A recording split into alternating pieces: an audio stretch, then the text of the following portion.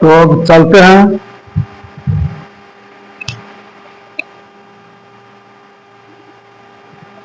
तो चलते हैं क्लास 9 का दूसरा एक्सरसाइज 8.2 में। बहुत ही महत्वपूर्ण है। इसमें इसका बेसिक्स ये है कि किसी भी त्रिभुज के दो भुजाओं के मध्य बिंदु को मिलाने वाली रेखा तीसरी भुजा के आधी होती है। दूसरी बात, किसी भी त्रिभुज के दो भुजाओं को मिलाने वाली रेखा तीसरी भुजा के आधी के साथ साथ तीसरी भुजा के समांतर भी होती है। ठीक है, अब देखिए कैसे है। कोई सा भी त्रिभुज खींच लेते हैं ऐसे करके। ठीक है, ऐसे त्रिभुज खींचिए। इस त्रिभुज के मध्य बिंदु ये हुआ, इस त्रिभुज के मध्य बिंदु ये होगा। अब ये दोनों को मिलाने वाली रेखा जो होगी, है ना, ये जैसे माने ए बी सी और डी और ई। ठीक है, ये डी ई जो होगा बी सी के समांतर होगा। इसी तरह के दो भुजा ए बी और ए सी के भुजा के मध्य बिंदु को मिलाने वाली रेखा ये तीसरी भुजा से होता बी सी, है ना। तीसरी भुजा का आधी होगा, पहली बात। और दूसरी बात, फिर ऐसे हम खींच लेते हैं ऐसे करके कोई त्रिभुज। ठीक है, इसको फिर ए बी सी डी मान लेते हैं। इसके मध्य बिंदु को मिलाने रखा डी ई होगा, मान लीजिए डी ई है, ये तो आधी ही है। और डी ई समांतर भी होगा बीसी के और आधी भी होगा, यानी अगर 20 सेंटीमीटर ये होगा तो 10 सेंटीमीटर ये होगा। ठीक है, तो एक दूसरे क्या डी ई समांतर डी ई और डी ई का D E equal to 2 D या D equal to 1/2 B C. ठीक है, इस तरह से आपको समझना है। इसका एक थ्योरम दिया गया है, मतलब ये है कि किसी भी लिख लेना है कि किसी भी त्रिभुज के दो भुजाओं के मध्य बिंदु को मिलाने वाली रेखा, तो मिलाने वाली रेखा, पहली बात देखिए एक ए नंबर में तीसरी भुजा के समांतर होती है,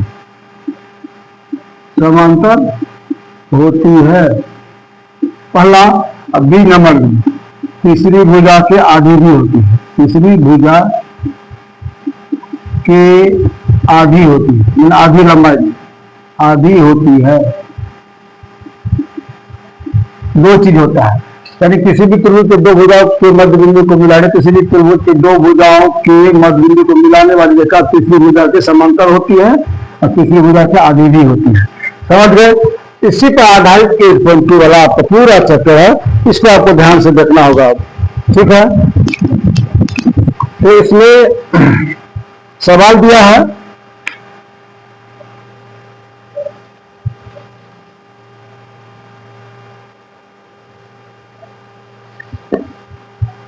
तो सीध क्या करना है,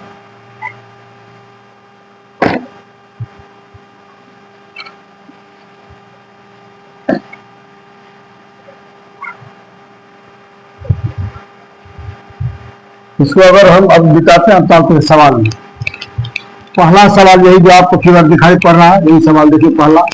पहला सवाल क्या कहता है कि ए बी सी डी एक चतुर्भुज है। ठीक है, उसमें ए सी एक विकर्ण है। ठीक है, ए सी विकर्ण है और पी ए बी का मध्य बिंदु है, क्यू बी सी का मध्य बिंदु है, आर सी डी का मध्य बिंदु है और एस जो है ए बी का मध्य बिंदु।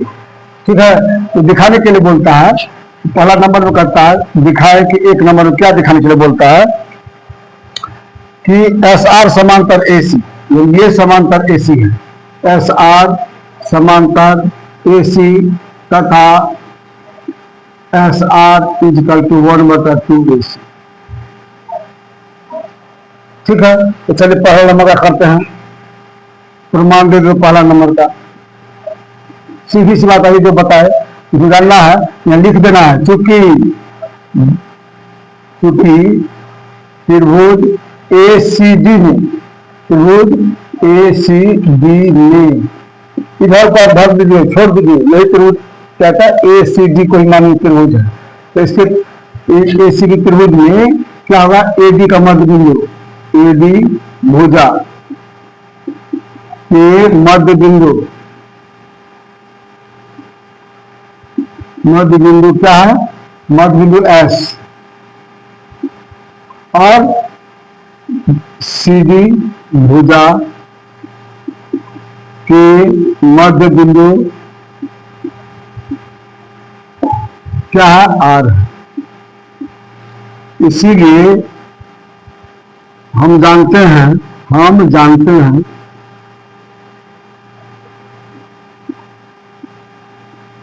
कि किसी भी त्रिभुज के दो भुजाओं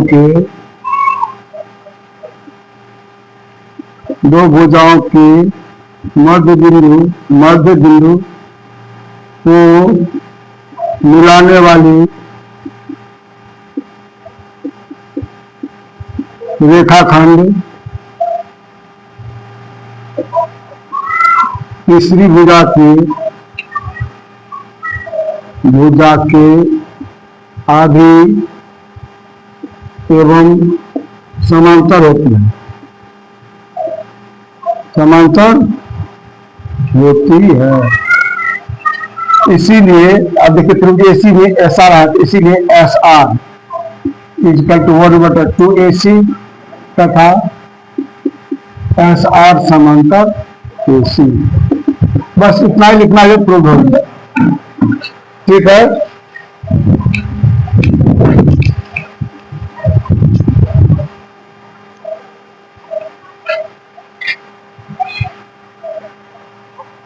दूसरा नंबर में कहता है क्या?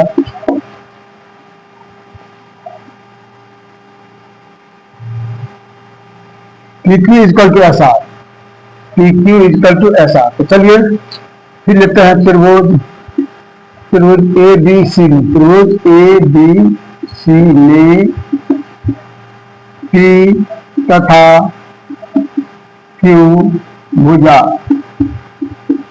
AB तथा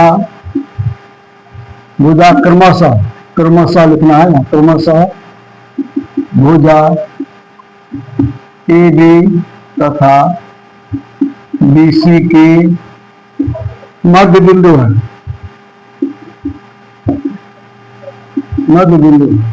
इसीलिए PQ इक्वल टू 1/2AC तथा PQ समांतर AC। ठीक है, इसलिए पहला में क्या है? SR बराबर 1/2AC है और SR समांतर AC है। इसमें PQ AC जो है SR का भी आधा है या समांतर है, और वही AC जो है PQ का आधा समांतर है। ठीक है, तो इसीलिए लिखना है PQ इक्वल टू 1/2AC है ना, और PQ इक्वल टू 1/2 PQ कहते हैं, SR इक्वल टू 1/2AC। अब दोनों PQ भी आधा है और SR भी आधा है, इसीलिए PQ equal to SR prove हो गया। दूसरा नंबर, तो चलिए अब तीसरा नंबर में कहता है कि दिखाएं कि PQRS समांतर चतुर्भुज है, क्योंकि PQ बराबर SR तथा PQ समांतर SR। ठीक ना, ये नोट में लिखना है, क्योंकि PQ समांतर SR और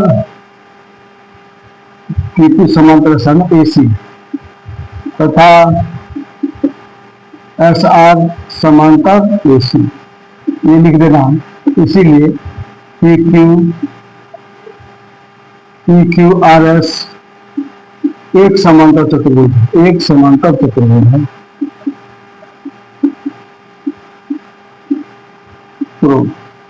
अगर दोनों भुजा आपस में समांतर, दोनों भुजा का युग्म आपस में समांतर है तो सीधा समांतर चतुर्भुज होगा, या किसी भी चतुर्भुज के कोई दो भुजा आपस में समांतर और बराबर दोनों हो तो भी समांतर चतुर्भुज होगा। अन्यथा किसी त्रिभुज के दोनों भुजा समूह भुजा आपस में समांतर होगा तो समांतर चतुर्भुज होगा। इसलिए क्या होगा बताइए? AC समांतर SR, AC समांतर PQ, इसका मतलब PQ समांतर SR होगा ना। इसीलिए क्या हो गया? ये दोनों समांतर है और 1/8 इसका भी है, 1/8 इसका भी है। इससे भी अच्छा लिख सकते हैं P Q equal to 1/2 AC और S R equal to 1/2 AC। इसका मतलब क्या होगा, पी क्यू जो है बराबर भी और समांतर भी है, इसीलिए पी क्यू आर एस एक समांतर चतुर्भुज है। चलिए प्रूव हो गया। चलिए अगले सवाल में मिलते हैं।